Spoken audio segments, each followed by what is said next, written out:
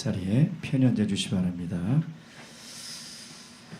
오늘도 세상에서 참 수고하시고 또 이렇게 성전으로 발걸음을 하셔서 하나님께서 기뻐하실 줄로 믿습니다. 예수님의 이름으로 하나님 말씀 함께 공부하도록 하겠습니다. 오늘은 창세기 12번째 창세기 4장에 있는 말씀입니다. 4장 1절에서 8절까지 찾으셨으면 저와 함께 교독하도록 하겠습니다. 1절부터 8절까지 말씀입니다. 제가 먼저 읽겠습니다. 아담이 그 아내 하와와 동침하매 하와가 잉태하여 가인을 낳고 이르되 내가 여호와로 말미암아 득남하였다 하리라.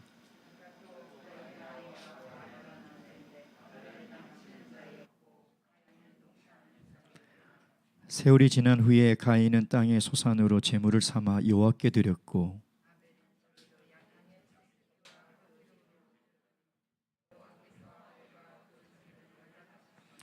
가인과 그 제물은 연락하지 아니하신지라. 가인이 심히 분하여 안색이 변하니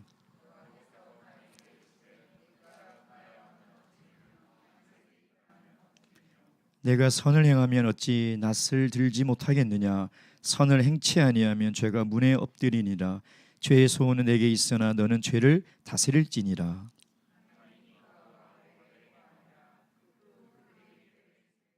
가인이 그 아우 아벨을 쳐 죽이니라. 아멘.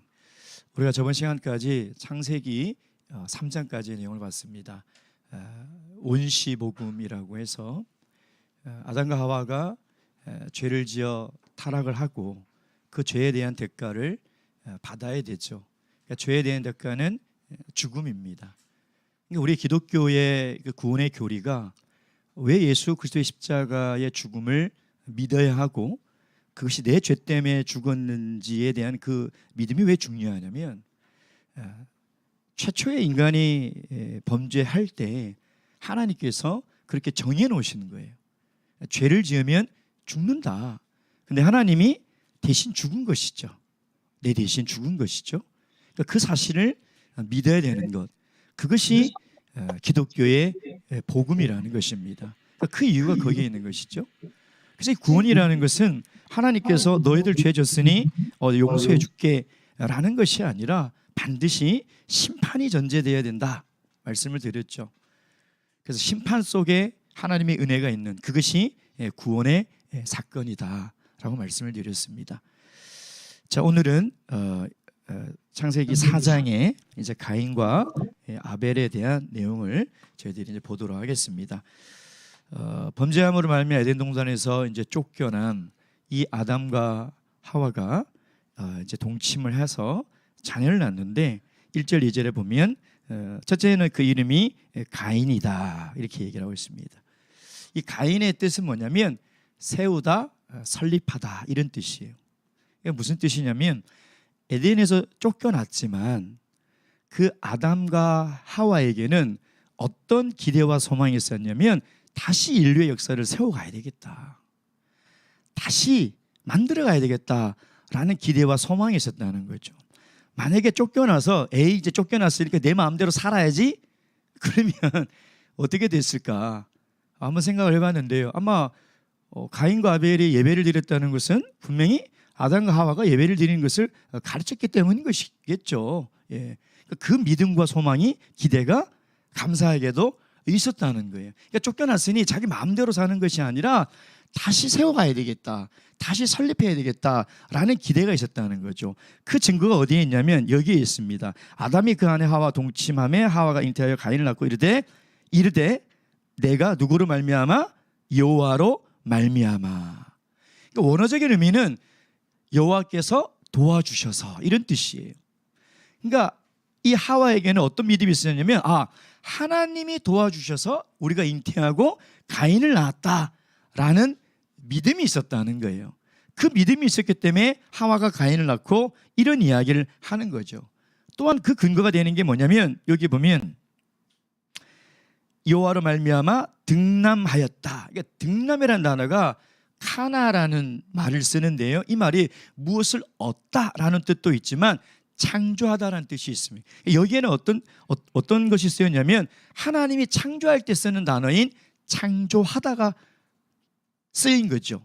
그러니까 1절 말씀만 보더라도 이 아담과 하와에게는 가인을 통한 그 기대가 숨어 있었고 여전히 하나님에 대한 믿음이 있었다는 것을 우리가 엿볼 수 있는 거예요. 근데 둘째 아들을 낳았는데 이름이 아벨이에요. 아벨. 자, 아벨은 어떤 뜻이냐면 24이다, 한탄하다, 허무, 티끌, 먼지라는 단어에서 파생된 거예요. 그럼 참 이상하죠. 자녀를 낳고 자녀 이름을 이렇게 어둡고 부정적이고, 뭐 이름을 낳았는데 제가 아들 낳았는데 홍한숨, 한탄, 왜 한탄아, 이런 부모는 없잖아요. 근데 성경에서 이름은 그 부모의 기대와 소망이 있음과 동시에 구속사적인 굉장히 중요한 메시지가 들어있는 거예요. 한번 생각해 보자고요. 왜 그 눈에 넣어도 아프지 않을 둘째 아들의 이름을 이렇게 어둡고 부정적인 이름을 지었을까요? 유대인들에게 이름은 굉장히 중요하지 않습니까? 왜 이런 이름을 지었을까요? 가인이, 이 하와는 여자의 후손이기를 기대했어요. 창세기 3장에 여자의 후손이 뱀의 후손을 짓밟을 것이라는 그 하나님의 말씀을 기억하여 잉태하여 자손을 낳았을 때 이 가인에 대한 기대가 거기에 있었다는 거예요. 얘는 하나님의 후손으로, 하나님의 자녀로 주신 것이다 라는 믿음과 기대가 있었다는 거죠. 근데 가인이 자라는 모습 보니까 아니라는 거예요. 가인이 성장하는 모습 보니까 한숨밖에 나오지 않는 거예요. 한탄밖에 나오지 않는 거예요. 여러분, 우리 부모들이 자녀를 키울 때요, 자녀가 부모 뜻대로 커줍니까? 커주기도 하지만 안 커주기도 하죠. 그러면 얼마나 깊은 한숨이 나오는지 알아요? 저희 집사람도 아이들 사춘기 겪을 때요, 진짜 땅이 꺼지라 한숨을 훅 쉬더라고요. 기다려봐. 기다려줘야 돼. 참아주고 기다려줘야 돼. 근데 정말 말을 안 들으면요, 부모의 기대대로 성장하지 않으면 부모는 정말 깊은 한숨이 나오는 거예요. 아벨의 이름의 뜻이 거기에 있는 거예요. 그래서 자녀를 키우다 보면요, 저도 예전에는 무자식이 상팔자라는 말이 무슨 그런 말이 있구나 하는데, 야, 사춘기를 겪을 때 보니까 진짜 무자식이 상팔자더라. 너무너무 후회가 되고 너무너무 한숨이 나오는 날들이 있다는 거예요. 그러니까 지금 이 아담과 하와는 아벨을 낳고 가인을 보니까 한숨밖에 안 나오는 거예요. 한탄밖에 안 나오는 거예요. 그래서 그의 이름을 아벨이라고 지었다는 것이죠. 근데 이게 중요한 것이 아니라 정말 중요한 게 뭐냐면, 이 창세기 4장에 보면 아담과 하와가 이제 최초로 잉태를 하여 아담의 후손이 나오잖아요. 근데 이게 굉장히 중요한 게 뭐냐면, 아담과 하와는 원래는 죄가 없는 상태가 무엇인지를 알고 있어요. 근데 가인과 아벨은 그 상태가 뭔지를 몰라요. 왜냐하면 태어날 때부터 죄를 가지고 태어난 거예요. 처음부터 태어날 때부터. 근데 창세기 4장을 보면 도대체 아담과 하와가 잉태하여 이 둘만 낳았는지 아니면 더 많은 자식을 낳았는지 알 수가 없어요, 사실은요. 굉장히 어려운 부분이에요. 여기에 대한 수많은 논쟁들이 있거든요. 그러나 성경은 하나님의 구속사의 이야기라는 거예요. 무슨 얘기냐면, 하나님의 구속에 필요한 인물과 사건과 시간을 따서 기록한 것이지 우리에게 인류 역사의 모든 이야기를 기록한 책이 아니라는 거예요. 근데 세상 사람들은 성경이 왜 시간 순서대로 안 돼 있지? 나중에 보면 좀 혼돈이 되는 내용들이 많이 나오거든요. 왜 그러지? 이렇게 의문을 가지는데 얼마나 더 많이 나왔는지는 알 수는 없어요. 근데 정말 중요한 게 뭐냐면, 아까 방금 말씀드린 것처럼 이제 이 죄를 잉태하고 태어난 이 두 사람을 우리에게 소개하면서 이 두 사람을 통해서 성경이 우리에게 이야기하고 싶은 핵심이 뭐냐는 거예요. 그게 정말 중요한 거거든요. 첫 아이 가인 낳았는데 둘째는 아벨이네. 가인이 뭐 제사 드렸는데 안 돼서 화가 나가지고 동생을 때려 죽였네. 그걸 이야기하고 싶은 것일까요? 정말 우리에게 얘기하고 싶은 것은 뭐냐면 바로 여자의 후손과 뱀의 후손을 이야기하고 싶은 거예요. 죄로 이제 아담 이후로 모든 인간들은 죄를 가지고 태어나요. 근데 삶의 모습이 완전히 달라요. 삶의 모습이 완전 다르다는 거예요. 가인은 뱀의 후손에 속한 사람이죠. 세상에 속하고 사탄에 속한 사람들이에요. 여자의 후손에 속한 사람 누구예요? 아벨이에요. 아벨은 죽지만 그것을 이어서 셈이 나오거든요. 그러니까 성경은 끊임없이 가인의 후예와 셈의 후예의 역사를 앞으로 이야기할 거예요. 그러니까 창세기 4장의 전반부가 우리에게 얘기하고 싶은 것은 뭐냐면 창세기 2장의 예언처럼 이 두 사람들이 원수가 된다고 그랬잖아요. 뱀의 후손과 여자의 후손이 반드시 원수가 된다고 그랬어요. 그러니까 세상에 속한 사람들이 왜 이렇게 예수 안에 속한 사람들을 미워하고 핍박하는지 알아요? 이것 때문에 그러는 거예요. 세상이 우리를 미워한다 그랬어요. 예수님께서 그랬어요. 세상이 너희를 미워할지라도 너희들 이상하게 여기지 말라. 왜냐하면 여기서 창세기 2장에 이미 하나님께서 예언하신 거예요. 그러니까 세상에서 우리가 믿음으로 살 때 어마어마한 조롱과 멸시와 손해와 핍박을 받는 것은 이상하게 생각하면 안 돼요. 왜 이러지? 나는 성실하고 정직하게 사는데 저 사람은 나에게 왜 악의로 대하지? 나는 선의로 다가가는데 저 사람은 왜 이렇게 나에게 오해를 하지? 괴로워할 필요가 없는 거예요. 당연한 거예요. 그 당연한 거라니까요. 그러니까 그런 환난과 핍박과 그런 고통을 성경은 너희들이 받지 않을 거라고 얘기하는 것이 아니라 뭐라고 해요? 인내하라고 그랬어요. 참아야 돼요. 왜? 이것은 이미 창세기 2장부터 하나님께서 약속하신 인류의 운명이라니까요. 그러니까 죄를 가지고 태어난 사람들은 이제 두 분류밖에 없어요. 이 세상에는. 세상에 속하거나 그리스도 안에 속한 사람. 그러니까 우리는 어디에 속해야 되냐 이 말이에요. 우리는 누구의 후손의 삶을 살아가야 되냐 이 말이에요. 그래서 바울사도는 끊임없이 그리스도 안에 있으라. 그리스도 안에 있으라. 그 말은 뭐냐면 뱀의 후손을 쫓아가지 말고 여자의 후손을 쫓아가라는 거예요. 이건 엄청난 중요한 신앙의 가치예요. 그러니까 우리가 구원받을 수 있는 것은요, 내가 지금 어디에 속해 있느냐의 문제예요. 내가 하나님의 은혜를 입을 수 있는 것은요, 우리의 행위도 아니고 우리의 열심도 아니에요. 내가 어디에 속해 있느냐. 그리스도 안에 속해 있는 거예요. 그래서 세상에 속한 사람과 그리스도 안에 속한 삶은 완전 다른 거예요. 다를 수밖에 없는 거예요. 추구하는 가치도 다르고요, 삶의 스타일도 다르고요, 살아가는 모양도 다르고요, 다를 수밖에 없는 거죠.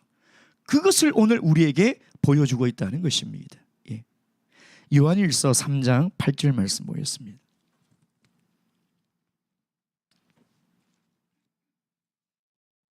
요한일서 3장 8절에서 13절, 길지만 제가 읽겠습니다. 요한일서 3장 8절에서 13절. 죄를 짓는 자는 마귀에게 속하나니 마귀는 처음부터 범죄함이니라. 하나님의 아들들이 나타나신 것은 마귀의 일을 멸하라 하심이니라. 하나님께로서 난 자마다 죄를 짓지 아니하니 이는 하나님의 씨가 그의 속에 거함이라. 저도 범죄치 못하는 것은 하나님께로서 났음이라. 이러므로 하나님의 자녀들과 마귀의 자녀들이 나타나니 무릇 의를 행치 아니하는 자는 또한 그 형제를 사랑치 아니하는 자는 하나님께 속하지 아니하니라. 우리가 서로 사랑할지니 이는 너희가 처음부터 들은 소식이라. 가인같이 하지 말라. 저는 악한 자에 속하여 그 아우를 죽였으니 어찐 연고로 죽였느냐. 자기의 행위는 악하고 그 아의 행위는 의로움이니라. 그러니까 어디에 속해 있느냐가 그렇게 중요하다는 거예요. 예. 자, 이제 드디어 가인과 아벨이 우리 다음에 넘어가면 3절 5절에 보면 제사를 드리죠. 자, 가인은 뭐로 제사를 드렸다고 그랬습니까? 뭐라 그랬죠? 땅의 소산. 그렇죠? 땅의 소산. 땅의 소산이니까 뭐 곡식이겠죠. 소산. 예. 곡식으로 드렸겠죠. 직업은 아마 농부였는 모양이에요. 그렇죠? 아벨은 뭐로 들었다 했습니까? 뭐로 들었다 했어요? 양의 첫 새끼.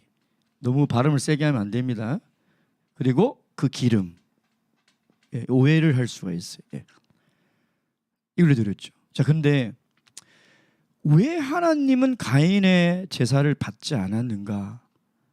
이거는요, 수세기 동안 수많은 신학자들이 연구하고 토론하고 논쟁하는 주제예요. 왜 받지 않았는가? 예. 전통적인 견해가 뭐냐면 피의 제사를 드렸다는 거예요. 이 아벨은 피의 제사를. 그래서 하나님이 아벨의 제사만 받았다는 거죠. 근데 여기에 굉장히 큰 문제가 있습니다. 첫째 뭐냐면, 그럼 하나님은 이 곡식의 제사를 받지 않느냐? 그렇지 않아요. 레위기 2장에 보면 소제, 곡물의 제사를 하나님이 제정하셨거든요.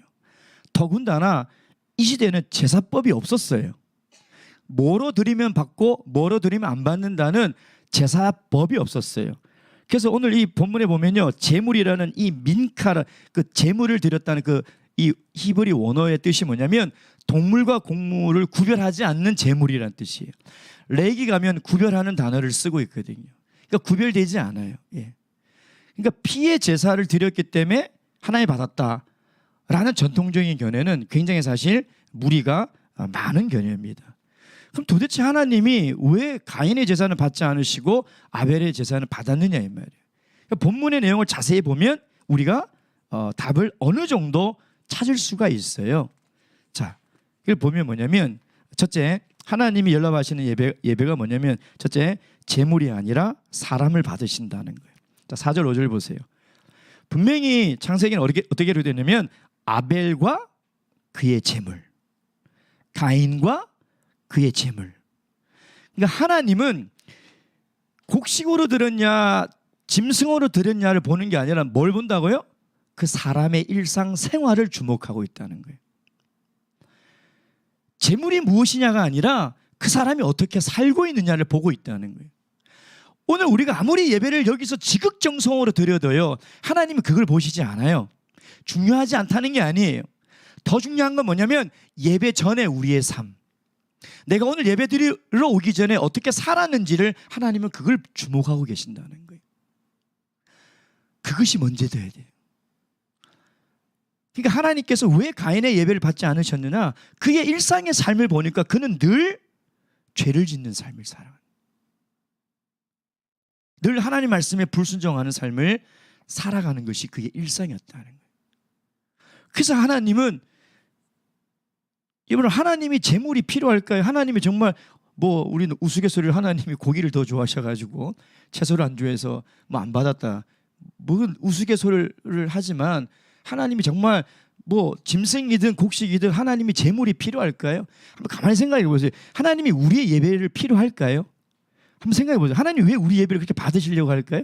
하나님이 우리 예배를 안 받으면 하나님의 힘이 떨어질까요? 하나님이 우리 예배를 안 받으면 하나님의 기분이 상할까요? 하나님이 왜 우리 예배를 받으시려고 할 거예요? 받을 이유가 전혀 없어요. 하나님이 우리 예배를 안 받아도 하나님은 여전히 전지전능하신 분이고, 하나님은 여전히 홀로 하나이신 분이고, 하나님은 변함이 없어요. 생각을 해보세요. 하나님이 왜 우리 헌금을 받으실까요? 돈이 없으셔서요? 하나님이 왜 우리 11금을 받으실까요? 왜 그럴까요?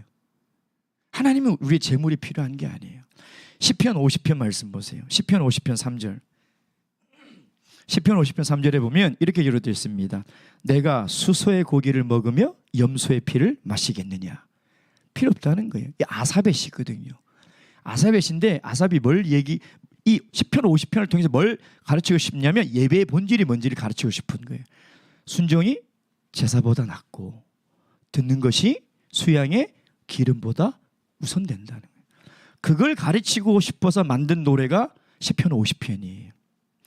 그러니까 우리가 와서 예배를 드리는 건 너무나 귀한 우리 믿음의 행위고, 하나님께서 너무 감사하게, 하나님께 너무 기뻐하시고 하는 일이지만, 문제는 하나님이 우리 예배를 받아야 돼요.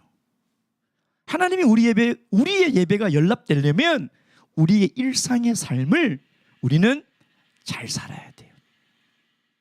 그것이 잘 결합이 돼요. 그래서 기독교는요, 절대 지극정성으로 드려야 하나님께서 예배를 받으시는 종교가 아니에요. 다른 종교는요, 지극정성이 들어가야 돼요. 지극정성. 근데 하나님은 그게 아니에요. 정성이 중요한 건 사실이지만 아니 내가 일상의 삶은 내 마음대로 살고 불신앙으로 살고 세상에서 세속적으로 살다가 여기 와서 이 시간만 지극정성으로 드린다고 하나님께서 받으시냐 이 말이에요. 목욕 재개를 하고 땀을 뻘뻘 흘리고 노래를 크게 부리고 기도하고 한다고 하나님 받으시냐 이 말이에요. 우리의 삶이 어떻게 살아가는지 하나님 다 아시는데, 내가 오늘 예배 오기 전에 회사에서 직장에서 가정에서 내가 어떤 생각을 하고 어떤 말을 하며 살았는지 하나님 다 아시는데,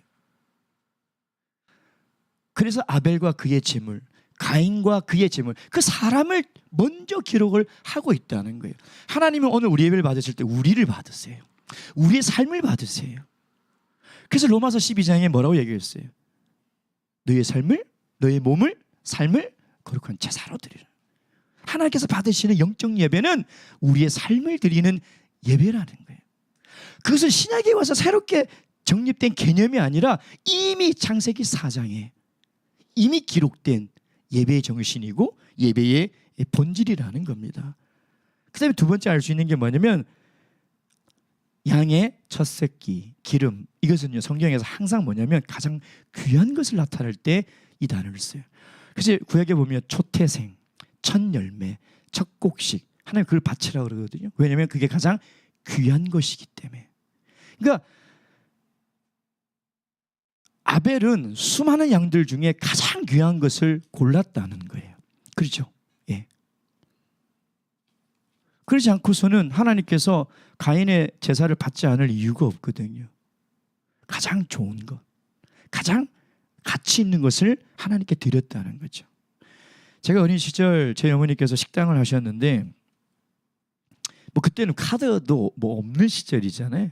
그럼 막 손님들이 이제 1,000원짜리를 내고 가시면 이렇게 아침에 보면 그 바구니에 1,000원짜리가 이만큼 산처럼 쌓여 있어요. 예.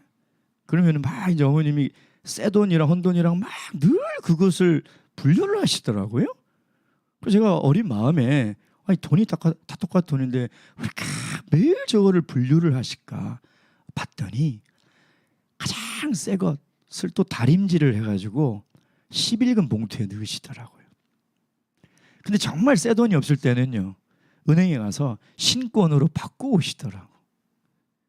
저는 그때 왜 저렇게 귀찮은 짓을 하실까라고 생각했는데 나중에 커서 생각해 보니 그래도 가장 좋은 것을 드리고 싶은 어머니의 마음이었구나 라는 것을 제가 깨달았어요. 아벨은 그런 마음이었다는 거죠. 똑같은 양들인데 똑같은 양인데 그 중에서 첫 새끼, 가장 좋은 것, 그리고 그의 기름을 하나님께 드리려고 했다는 거죠. 여러분 우리의 예배는요 의무가 아닙니다. 그러니까 가인은 의무적으로 드린 거예요. 예배 드렸잖아요. 예배 안 드린 거 아니에요. 의무적으로 드리는 거죠. 아벨은 의무를 뛰어넘는 차원이죠. 의무적으로 들었다면 그냥 양 지나가는 거 골라서 드렸을 수도 있어요. 그렇지 않아요? 물론 우리는 가끔 이 의무도 다하지 못할 때도 있지만 절대 예배는 우리가 의무로 드리는 게 아니에요. 의무보다 훨씬 뛰어난 관계죠. 하나님과 우리 관계가 무슨 관계? 사랑의 관계 아니겠습니까?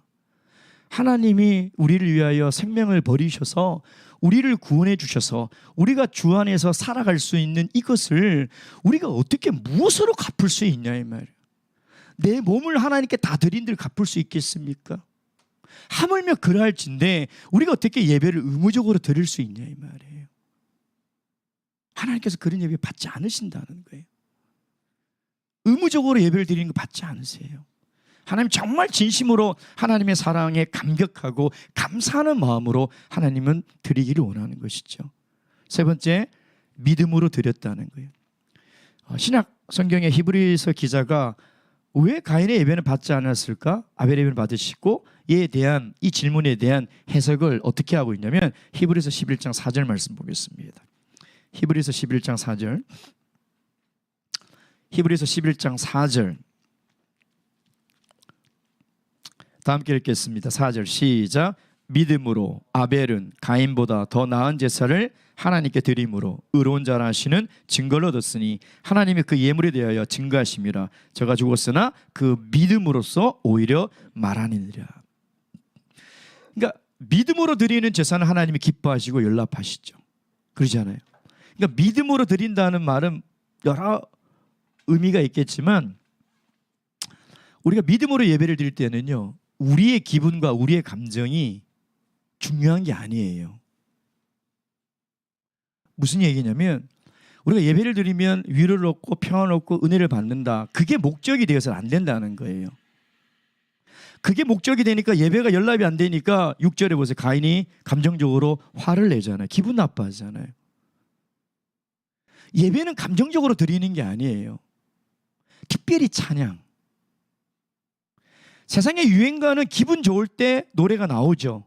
기분 따라 불러도 돼요. 노래를 부르면 기분이 좋아지기도 하고 슬퍼지기도 하죠. 찬양은 절대 그런 게 아니에요. 찬양은 오로지 하나님께 감사와 영광을 드리는 거예요.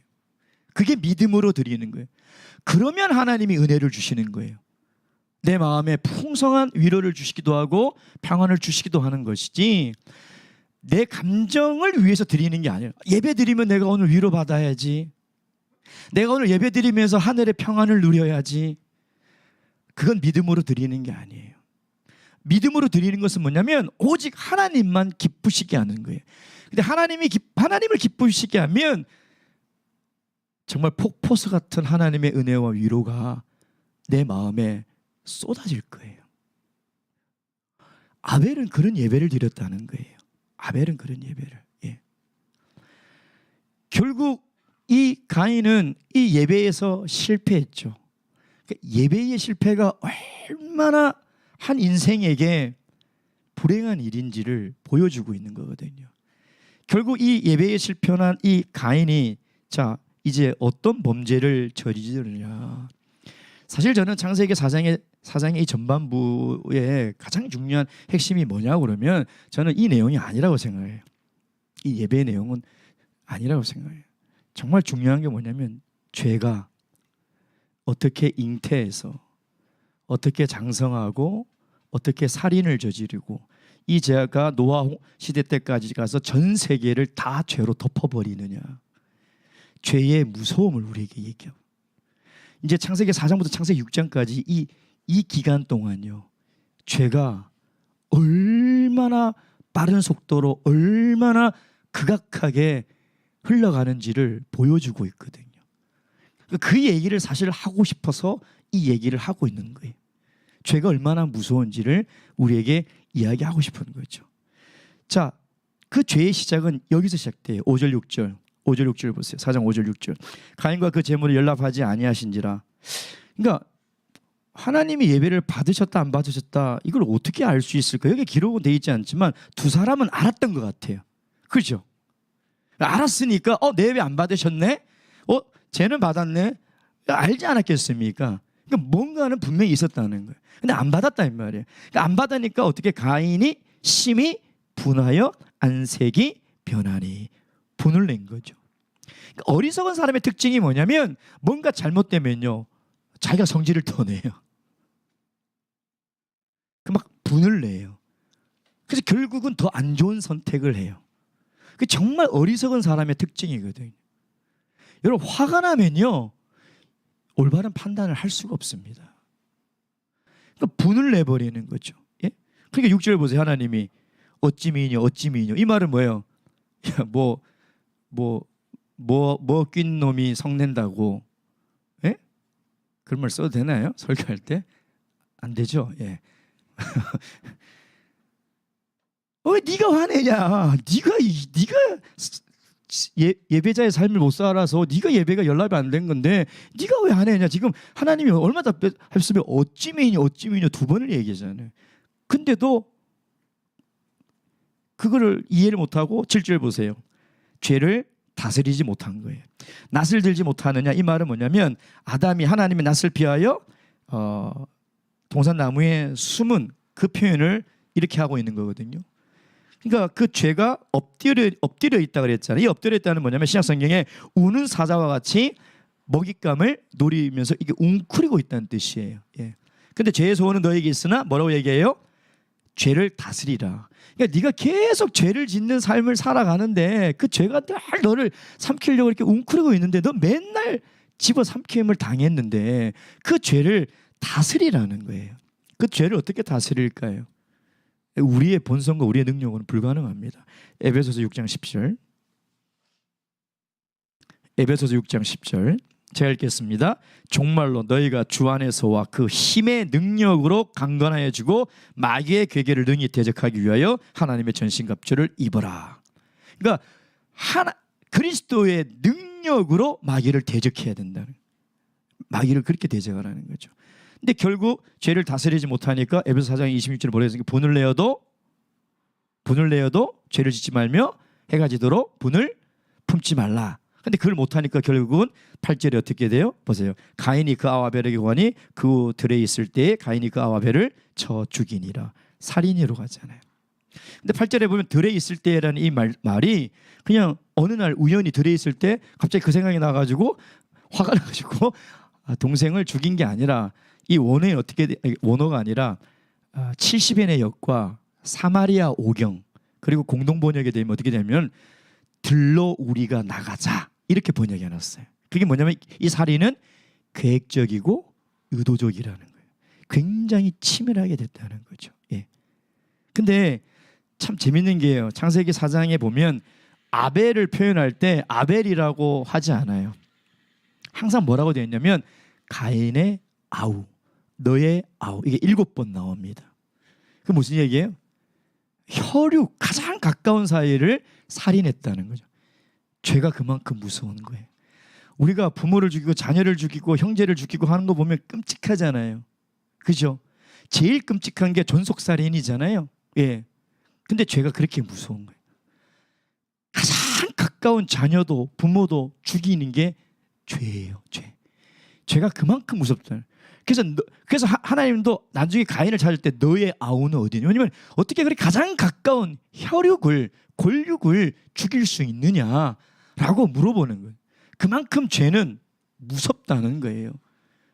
죄는 그만큼 영향력이 있다는 것을 우리에게 보여주고 있다는 거죠. 자, 오늘 이 본문의 말씀을 통해서 우리 어떤 교훈과 어떤 삶에 실천하며 살아가야 될까? 첫째, 그리스도 안에 속해 있어야 돼요. 그리스도 안에 속해 있어야 돼요. 예. 세상에 속해 있으면 안 돼요. 그래서 우리가 늘 점검해야 될 게, 내가 지금 세상에 속해 살고 있는지 그리스도께 속해 살고 있는지를 늘 점검해. 교회에 온다고 그리스도께 속해 있는 게 아니에요. 이거 큰 착각이. 우리의 실패가 거기에 있는 거거든요. 두 번째는 뭐냐면 삶으로 드리는 예배자가 되어야 된다. 3절 말씀 보면요, 3절, 4장 3절, 세월이 지난 후에, 저는 우리 이 말씀의 의미가 도대체 뭘까? 얼마나 시간이 지났는지를 모른다는 것을 표현할까라고 봤는데 그게 아니에요. 세월이라는 이 단어가요, 우리 한글의 뉘앙스는 그냥 흘러가는 시간의 의미잖아요. 근데 아니에요. 히브리어 요미라는 단어를 쓰는데, 요미라는 단어는 어떤 시간대만 쓰냐면 규칙적인 시간이 차곡차곡 쌓여서 이룬 시간을 이 요미라는 히브리어를 써요. 시간을 표현하는 단어가 굉장히 많거든요. 그러니까 우리가 롤러코스터를 타면 롤러코스터가 착착 올라가죠. 올라갔다가 최고 꼭대기에서 딱 떨어지면요, 그때는 되돌릴 수가 없어요.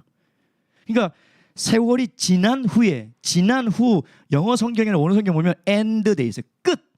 이 말을 언제 쓰냐 찾아봤더니 심판날 때만 써요. 심판날 때. 그렇게 생각하니까 이 내용이 새롭게 보이더라고요. 무슨 얘기냐면 가인의 예배의 실패와 아벨의 예배의 성공이 어느 날 우연히 한 번의 예배에 일어났던 것이 아니라는 거예요. 차곡차곡 그 하루하루의 삶이 쌓여서 마지막 날 하나님이 가인의 인생과 아벨의 인생을 심판하듯이 심판했다는 거예요. 그것이 세월이 지나간 후에, 정확하게 얘기하면 추수 때라는 뜻이에요. 마지막 심판 때라는 뜻이에요. 그래서 바울 사도도요, 마지막 죽을 때에 그걸 깨달았어요. 디모데 후서 4장 6절 8절 말씀 보겠습니다. 디모데 후서 4장 6절 8절. 디모데후서 4장 6절 8절 제가 읽겠습니다. 관제와 같이 벌써 내가 부음이 부어졌고 되고 나의 떠날 기약이 가까웠도다. 내가 선한 싸움을 싸우고 나의 달려갈 길을 마치고 믿음을 지켰으니 이제는 후로는 나를 위하여 의의 면류관이 예비되었으므로. 이 말은 뭐냐면 바울 사도가 죽기 전에 깨달은 게 뭐냐면, 나는 사도인 줄 알았는데, 나는 전도자인 줄 알았는데, 생각해보면 그게 뭐예요? 나는 예배자였던 거예요. 그리스도인의 정체성 중에 여러 가지가 성경에서 얘기하지만 가장 중요한 정체성이 뭐냐면 예배자예요.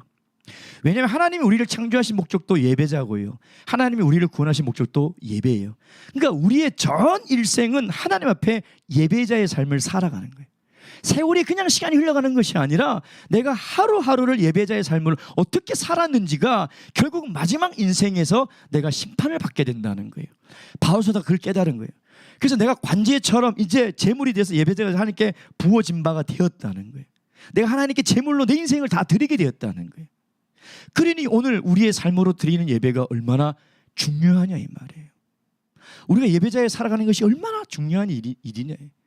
그러니까 저는 이 3절의 내용을 다시 이해를 하고 이 본문의 말씀을 쳐다보니까 하나님이 우리에게 뭘 얘기하고 싶은지가 보이는 거죠. 마지막 세 번째는 뭐예요? 성령의 능력으로 죄를 다스려야 해요. 절대 우리 인간의 의지와 우리 인간의 능력으로는 죄와 싸워 이길 수가 없습니다. 하나님을 의지해야 되는 것이죠. 오늘 들으신 말씀 기억하시면서 함께 기도하시겠습니다. 기도하실 때에 우리 태민이네 가족이 코로나 확진이 돼가지고요, 지금 치료 중에 있습니다. 위에서 기도해 주시고요.